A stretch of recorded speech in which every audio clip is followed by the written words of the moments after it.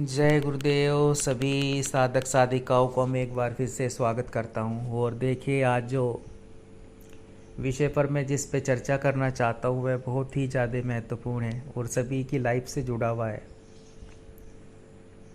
कि साधना में सिद्धि प्राप्त कैसे करें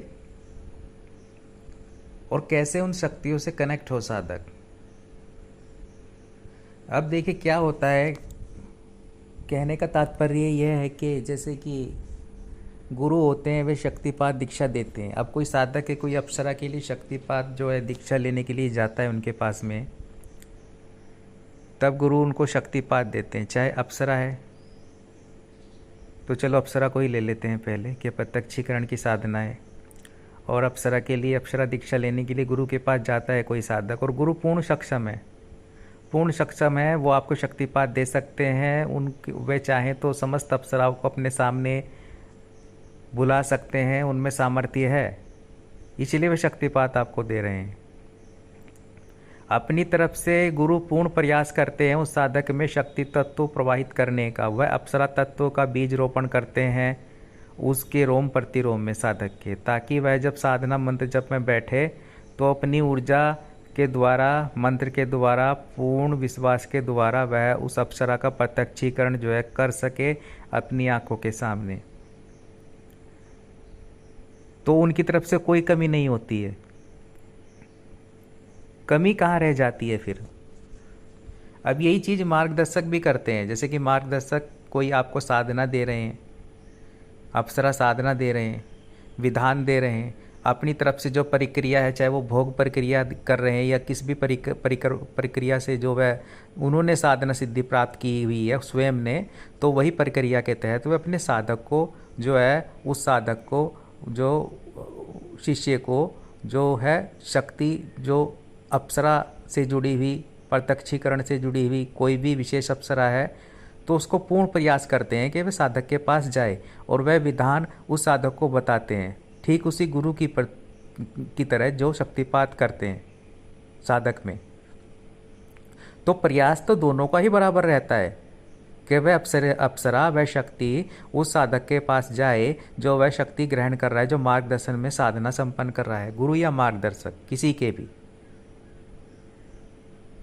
अब 60% काम कर दिया है गुरु ने, 60% काम मार्गदर्शक जो होते हैं उन्होंने भी कर दिया है, जिनके मार्गदर्शन में आप साधना कर रहे हैं। अपनी तरफ से पूर्ण प्रयास करते हैं, पूर्ण रूप से भेजने की कोशिश करते हैं आपके पास में, शक्ति से कनेक्ट करवाने की। लेकिन अब क्या हो जाता है, अब ये साधक पर आ जाता है। जो साधक साधना कर रहा होता है, उस अप्सरा, उस शक्ति से संबंधित, प्रत्यक्षीकरण से संबंधित साधना कर रहा है, तो अब ये उस पर निर्भर है कि उसको कितना विश्वास करते हुए साधना कर रहा है। और अगर विश्वास भी कर रहा है तब भी प्रत्यक्षीकरण किसी कारण से हो नहीं पा रहा है, साधना तो कर रहा है, तो परीक्षाएं होती हैं, उन परीक्षाओं में कितना जो है सफल हो पाता है वह उस शक्ति के द्वारा दी जो परीक्षाएं होती हैं, उस अप्सरा के द्वारा जो परीक्षा होती है उसमें कितना सफल हो पा रहा है वह साधक, वह साधिका। तो ये बहुत ही महत्वपूर्ण हो जाता है। बाकी का प्रयास आपको करना होता है, बाकी का प्रयास उस साधक को करना होता है। एक बार सफलता नहीं मिली, दोबारा करना है। तो शक्ति को प्राप्त करने की इच्छा होनी चाहिए कि मुझे तो प्रत्यक्षीकरण ही करना है, मुझे तो तुम्हें देखना ही है, मुझे तुम्हारा साहचर्य प्राप्त करना है। तो यहाँ पर जो है साधक जो होता है उस पर निर्भर करता है कि उसमें कितनी इच्छा है, कितना प्रयास कर रहा है, कितनी मेहनत कर रहा है। तो वो बहुत ही ज़्यादा महत्वपूर्ण हो जाता है। इसके लिए आप कोई भी दुनिया का गुरु हो, श्रेष्ठ से श्रेष्ठ गुरु हो, चाहे 1000 अप्सराएं उसने सिद्ध की हुई हो, वह भी आपको केवल प्रयास ही कर सकता है, आपके लिए पूर्ण मार्ग दे सकता है, अपनी तरफ से पूर्ण प्रयास करेगा, शक्ति प्रवाह कर सकता है आप में, उस अप्सरा तत्वों को आपके शरीर, जैसे मैंने कहा, रोम प्रतिरोम में बीज रोपण करके उसका जो है एक ऊर्जा प्रदान कर सकता है आपको। लेकिन वह साधक के साधिकार पर निर्भर करता है। अब ऐसे ही मैं आपको बताता हूँ कि कुछ मेरे स्वयं के अनुभव रहे हैं कि कुछ साधकों को मैंने अप्सरा या गंधर्व कन्या साधना संपन्न करवाई है, या मधुशर्वा, कुछ साधनाएं, कई साधक हैं जिन्होंने की है मेरे मार्गदर्शन में। लेकिन शुरू शुरू में क्या हुआ कि मैंने उनको साधना दी और वह जो भोग प्रक्रिया करता हूँ मैं हर साधना में जो मेरी चलती है वह मैंने करवाई, और वह उनके पास ना जाकर मेरे पास आ जाती है।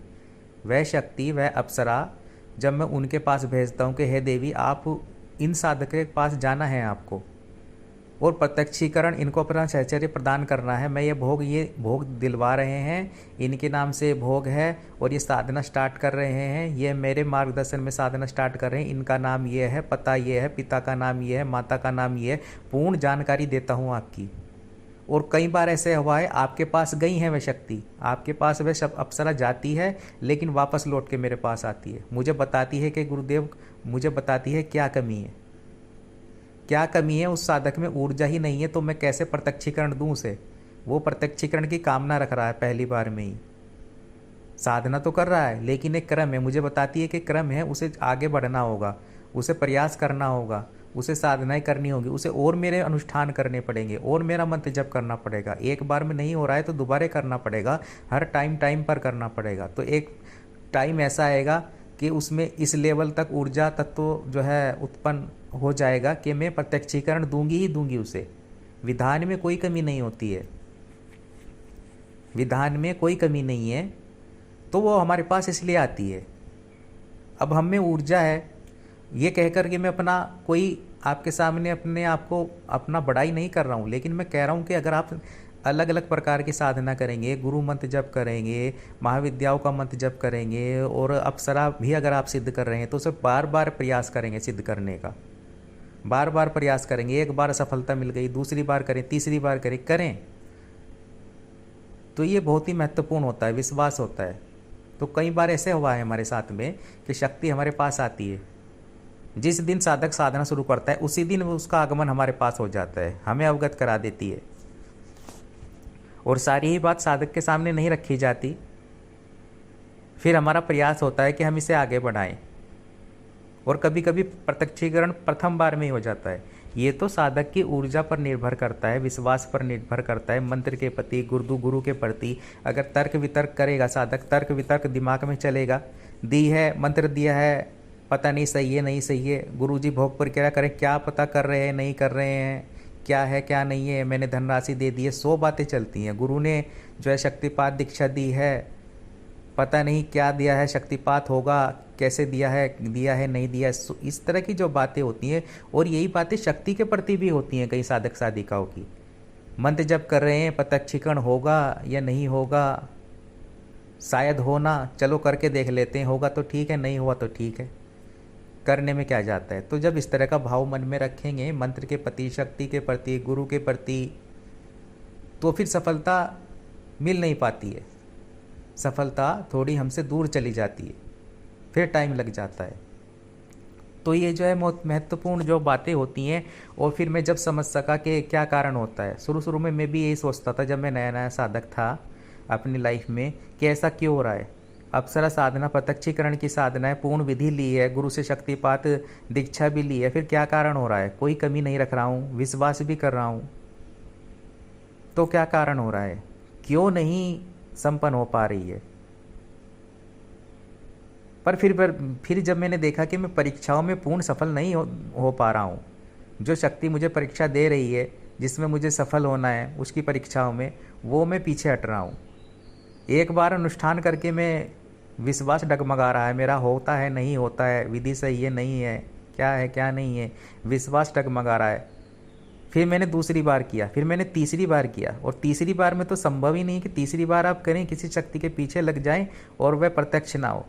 तो मेहनत करनी पड़ती है, टाइम पे मंत्र जप करना पड़ता है। जब ये स्थिति जब आती है, जब प्रत्यक्षीकरण नहीं हो रहा हो किसी भी साधना में, खासतौर से अप्सरा साधना में मैं बोलूँगा,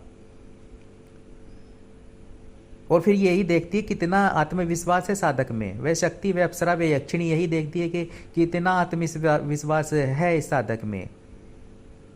और एक बार के अनुष्ठान में ये वे निराश हो जाते हैं, हताश हो जाते हैं, छोड़ देते हैं, फिर उनका मन ही नहीं करता और यहीं से वह शक्ति हट जाती है।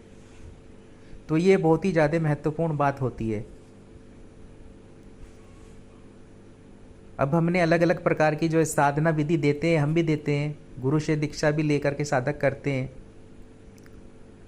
और यही चीज़ें सामने आती हैं कि जो शक्तियाँ उनके पास जाती तो हैं, पर वो हमारे पास भी आती हैं कि ये कमी रह गई गुरुदेव। वो बोलती हैं कि ये कमी है, और जो आपका जो साधक, जो आपका जो शिष्य वह साधना संपन्न कर रहा है, वो कारण यह है प्रत्यक्षीकरण ना होने का। तो वो तो हमें पता होता है। अब हम किसी साधक को कह दें कि ऊर्जा ही नहीं है मंत्र जब की इतनी आपको ऊर्जा स्थापित करनी है, तो हमें डायरेक्ट उनको ये बोलेंगे कि अप्सरा आपके पास में इसलिए नहीं आ रही है, तो उनका मनोभाव, उनका आत्मविश्वास जो है डाउन हो जाएगा। तो हम उनको ये नहीं बोलते, हम उन्हें प्रयास करवाते हैं। हम कहते हैं कि आपको जो है ऊर्जा बढ़ानी है, आपको इस लायक बन जाना है। एक बार में प्रत्यक्षीकरण नहीं होता है कि फिर वो शक्ति आए आपके साथ में। और दूसरी बात यह है कि हमारे मार्गदर्शन में जो पूर्ण रूप से पूर्ण मार्गदर्शन में साधक साधना करता है, तो एक कनेक्शन जुड़ जाता है। आपका कनेक्शन उस शक्ति के प्रति, उस अप्सरा, उस यक्षिणी के प्रति जोड़ दिया जाता है। वो इसीलिए पक्का जोड़ दिया जाता है। तो आएगी ही आएगी आपकी लाइफ में, ये तो निश्चित हो गया। आपने अनुष्ठान कर लिया एक बार, चाहे प्रत्यक्षीकरण नहीं भी होता है, तो वो आएगी तो 100%। क्योंकि साधना आपकी केवल खंडित नहीं होनी चाहिए, लेकिन हमारा प्रयास क्या होना चाहिए, शीघ्रता से प्रत्यक्षीकरण हो, ज़्यादा विलंब ना हो। ऐसा ना हो कि 3 साल हो गए, 4 साल हो गए, वो वाली स्थिति नहीं आने देनी है। साधना में प्रत्यक्षीकरण शीघ्र, अतिशीघ्र हो। और हो सके तो प्रयास तो हम अपनी तरफ से पूर्ण यह करते हैं कि आपको साधना काल में ही, जितना भी आपकी साधना है, 11 दिन है, 21 दिन है, जो भी टाइम टेबल है, उसमें आपको जो है प्रत्यक्षीकरण हो जाए पूर्ण रूप से अप्सरा का। हमारी तरफ से तो पूर्ण प्रयास रहता है, और गुरु के तरफ से भी यही प्रयास होता है। पूरी पावर लगा देते हैं हम कि हम साधक के पास जाए वह शक्ति, और भेजते हैं, लेकिन वापस हमारे पास आती है। दिक्कत ये हो जाती है कि आप में ऊर्जा नहीं है। दिक्कत वह यहाँ हो जाती है, वो कहती है कि आप में इच्छा शक्ति नहीं है। होगा नहीं होगा, क्या ऐसा होता होगा, क्या अप्सरा आती होगी, क्या वह बैठती होगी, क्या ये सब काल्पनिक बातें हैं। 100 तरह की बातें दिमाग में चलती रहती हैं आपके। तो जब किसी शक्ति को धारण करना है, जब बैठे हो साधना में, तो पूर्ण जो है विश्वास के साथ बैठना है आपको। और जिस साधक को विश्वास ही नहीं है गुरु के प्रति, मार्गदर्शक के प्रति, मंत्र के प्रति, शक्ति, वो किसी भी साधना में सफल हो ही नहीं सकता। ये लिख के रख लीजिए, किसी भी साधना में कभी भी सफलता प्राप्त नहीं कर सकता। क्योंकि किसी चीज़ को साधने में, साधना मार्ग इसीलिए कहा गया कि साधना, ऐसा नहीं है कि आपने किसी साधना को केवल 11 दिन दे दिए और आप ये सोचकर बैठ गए कि हाँ प्रत्यक्षीकरण ही होगा और सब कुछ प्राप्त कर लेंगे। उसमें 11 दिन से भी ज़्यादा लग सकते हैं। वो तो एक प्रक्रिया है। 11 दिन की जो साधना है, वह तो आपको शक्ति से के साथ जोड़ने की प्रक्रिया है। वह तो आप कनेक्शन जोड़ दिया गया है आपका वहाँ पूर्ण विधि विधान से, एक बंधन बंध गया है। अप्सरा ने में अगर आपने प्रेमी का रूप में अप्सरा यक्षिणी को सिद्ध किया, कर ली, मतलब साधना की है, तो वो हो गया है। अब उसे चाह के भी हटा नहीं सकते आप। अब वो तो आपकी लाइफ में आनी ही आनी है। अगर पूर्ण कर ली है आपने साधना वे, तो ये तो निश्चित है प्रेमिका बन चुकी है आपकी वे। वो लाइफ में कभी ना कभी आएगी। लेकिन प्रयास आपको यह करना है कि प्रत्यक्षीकरण जल्दी हो जाए, शीघ्रता से हो जाए। तो उसके लिए विश्वास जरूरी होता है। और दूसरी है, भटकने से कुछ नहीं होगा। भटकते रहे आप, आज यहाँ कल वहाँ, आज अपने ये गुरु बदल दिए, कल अपने दूसरे गुरु बदल दिए, इनमें सफलता नहीं मिली, तीसरे गुरु बदल दिए। और ऐसे ही कुछ साधक देवी देवताओं को भी बदलते रहते हैं। ऐसे ही कुछ साधक अप्सराओं को भी बदलते रहते हैं कि नाभि दर्शना में अप्सरा में सिद्धि प्राप्त नहीं हुई, प्रत्यक्षीकरण नहीं हुआ, तो मैं सुगंध मोदिनी कर लेता हूँ, मैं तिलोत्तमा कर लेता हूँ, चलो उर्वशी कर लेता हूँ। माता बगलामुखी की कृपा प्राप्त नहीं हो पा रही है, तो मैं माता वो जो है धूमावती कर लेता हूँ, या मैं दूसरी माता महाविद्या की साधना पकड़ लेता हूँ। भिन्न भिन्न प्रकार से जो है भटकते रहते हैं। जिसका भी कर रहे हैं ना, पूर्ण मनयोग से करें, पूर्ण विश्वास से करें।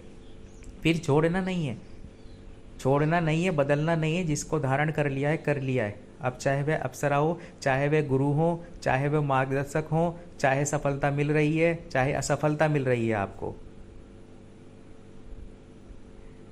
आपको तो विश्वास के साथ करते जाना है, बढ़ते जाना है। उस शक्ति, उस मंत्र के प्रति पूर्ण निष्ठा भाव विश्वास होना ही चाहिए। उस देवी के प्रति, उस अप्सरा के प्रति, उस यक्षिणी के प्रति। तभी इसमें सफलता प्राप्त होती है, वरना नहीं होती है। फिर साधक भटकता रहता है और भटकने के सिवा कुछ भी प्राप्त नहीं कर पाएगा। ये मेरी बात आप लिख के रख सकते हैं। तो बहुत ही ज़्यादा महत्वपूर्ण बात होती है। तो मैं इस आधार पर आपको ये बातें बता रहा था कि शक्तियाँ उसी रात्रि हमारे पास आ जाती हैं। ये मैं आपको पूर्ण विश्वास के साथ दिलाता हूँ, कह रहा हूँ कि वह शक्ति जब आपके हमारे मार्गदर्शन में साधना करते हैं, अप्सरा, यक्षिणी या कोई भी, तो जिस दिन प्रथम दिन होता है वो उसी दिन हमारे पास आती ही आती है और हमें अवगत करा देती है। लेकिन हमें बताना नहीं होता है, क्योंकि हम भी बंधन में बंधे होते हैं। हम ऐसा नहीं है कि आज शक्ति हमारे पास आ गई, उसने आपकी डिटेल दे दी कि गुरुजी ये कमी हो रही है, वह साधक में इतना विलंब होगा, कब हमें प्रत्यक्षीकरण देना है, कब क्या, वो सब कुछ हमें पता चल जाता है। लेकिन हमें क्या है, हमें प्रयास करना पड़ता है, साधक को आगे बढ़ाना पड़ता है, फिर उसी दिशा में साधक को गाइडलाइन करते हुए आगे बढ़ाते हैं, और कहते हैं कि तुम अपना ऊर्जा लेवल बढ़ाओ, तुम लगे रहो, प्रयास करो। और दोनों ही चीज़ें होती हैं। ऐसा नहीं है कि केवल प्रयास ही करना है, केवल आगे। वो अलग अलग साधकों के जीवन में अलग अलग जो है ऊर्जाएं होती हैं, उनकी लाइफ में, उनके शरीर में मंत्र की और जो चेतना होती है वह भिन्न भिन्न होती है, अलग अलग होती है। किसी साधक को तो ऐसा होता है कि प्रथम दिन में, प्रथम जो अनुष्ठान है 11-21 दिन का, उनमें ही प्रत्यक्षीकरण हो जाता है अप्सरा का, यक्षिणी का, उनमें ही वह प्रत्यक्षीकरण कर लेते हैं उस शक्ति का। ऐसा नहीं है कि आप साधना कर रहे हैं तो 6 महीने बाद, 4 महीने बाद, केवल 2 से 3 दिन में अनुभव और प्रत्यक्षीकरण हो जाता है। वह क्यों होता है? वह इसलिए होता है कि ऊर्जा लेवल उनका बढ़ा हुआ है। लेकिन ऊर्जा के साथ साथ क्या है, उनमें विश्वास भी बहुत ज़्यादा है, विश्वास ही बहुत ज़्यादा है। 1% भी डगमगा नहीं रहा उनका दिमाग। और उन्होंने ये सोच लिया कि अगर प्रत्यक्षीकरण नहीं हुआ तो दूसरी बार करूँगा, तीसरी बार करूँगा, छोड़ूंगा नहीं। आगे जो विशेष पर्व आएंगे उन पर मैं अनुष्ठान करता रहूँगा। और दूसरी किसी अप्सरा की साधना नहीं करनी है, दूसरी किसी यक्षिणी की साधना नहीं करनी है। प्रत्यक्ष होगी तो तुम्हें ही होना होगा, तुम ही आओगी। तुम्हें ही चुन लिया है मैंने प्रेमी का रूप में, या किसी भी रूप में, या मित्र रूप में। जिसकी अप्सरा की साधना कर रहे हो, साधक या साधिका या कोई भी व्यक्तित्व। तो ये बहुत ही ज़्यादा महत्वपूर्ण एक बात होती है वो साधनाओं में सिद्धि के लिए, किसी भी साधना में। और प्रयास करें कि आप गुरु निंदा से बचें। मैं ये नहीं कह रहा हूँ कि आप गुरु की, कोई भी है, किसी का अलग अलग क्रम है, अलग अलग तरीके होते हैं जो कर पा रहे हैं साधनाएं या कर रहे हैं आप जिनके मार्गदर्शन में। ऐसा नहीं है कि किसी गुरु के मार्गदर्शन में आपको जो है सफलता नहीं मिल रही है तो आप उनको गालियाँ देने लगे, तो वो दोष लगता है साधक को, वो दोष शिष्य को लगता है। तो ऐसा नहीं करना है।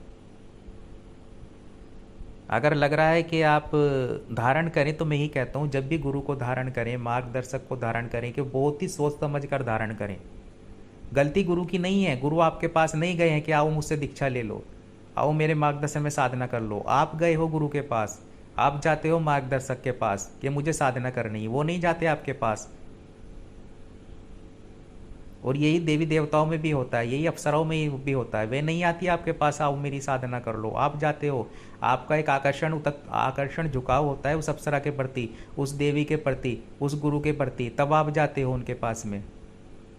गंगा जी में डुबकी लगाने के लिए आपको जाना पड़ेगा। गंगा आपके पास नहीं आएगी कि आओ मुझ में डुबकी लगा लो। समुद्र आपके पास नहीं आएगा, आपको जाना पड़ेगा वहाँ पर, क्योंकि प्राप्त आपको करना है, वह तो बह रही है।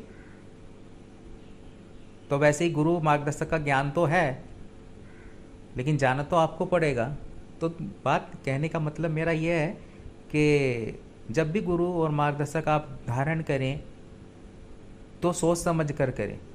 यह आपके ऊपर है कि आप उस गंगा में डुबकी लगाना चाहते हैं, या आप किसी जो है अन्य नाली या कह लीजिए ऐसी तालाब में डुबकी लगाना चाहते हैं जिसका पानी स्वच्छ नहीं है। देखने की, सोचने की क्षमता होनी चाहिए आप में कि कहाँ डुबकी लगानी है। तो ये सोच समझकर आप गुरु और मार्गदर्शक को धारण करें। फिर ऐसा नहीं होना चाहिए कि फिर आप निकल रहे हैं, फिर आप गलती कर रहे हैं, फिर आप फंस रहे हैं। तो ऐसा नहीं होना चाहिए। इतनी चेतना होनी चाहिए। और अगर चेतना है इतनी आप में, फिर छोड़ना नहीं है। फिर पार लगाएंगे तो वही लगा देंगे आपको, फिर पार लगाएंगे तो वही गुरु लगाएंगे, वही मार्गदर्शक लगाएंगे, वही शक्ति लगाएगी, वही अप्सरा लगाएगी। ये हर चीज हर किसी पे निर्भर करता है, हर किसी पे ये चीज़ जो है आधारित है। यहाँ गुरु और मार्गदर्शक पर ही ये चीज़ आधारित नहीं है, ये चीज़ लागू होती है एक अप्सरा पे भी। कुछ साधक करते हैं कि उर्वशी करते हैं और फिर उर्वशी प्रत्यक्ष नहीं हो रही है, छोड़ दिया, अरे भाई उर्वशी नहीं आ रही है, हम तो कोई और दूसरी साधना करते हैं।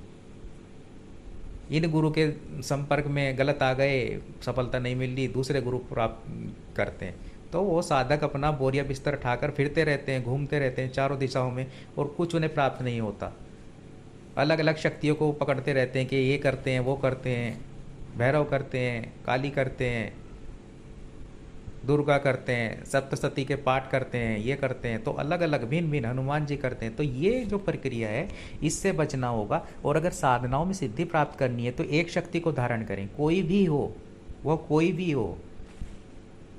और ऐसे ही अप्सरा है, ऐसे ही गुरु हैं, ऐसे ही मार्गदर्शक हैं। तो ऐसा ही आप में चेतना जागृत हो सके, ऐसा ही आप में एक गुरु के प्रति प्रेम भाव उत्पन्न हो सके, शक्ति के प्रति निष्ठा और समर्पण और विश्वास आपके मन में जागृत इस तरह से हो कि आप उन्हें सिद्ध कर सकें, प्रत्यक्ष कर सकें, पूर्ण रूप से सफलता प्राप्त कर सकें। ऐसा ही मैं सद्गुरुदेव के श्री चरणों में प्रार्थना करता हूँ और ऐसा ही मैं कामना करता हूँ कि आप सफल हों जीवन के हर मार्ग पे, साधना में, चाहे भौतिक जीवन में, चाहे आध्यात्मिक जीवन में पूर्णता प्राप्त कर सके। तो जय गुरुदेव, जय मान जी निखिलेश्वर जी महाराज की जय हो।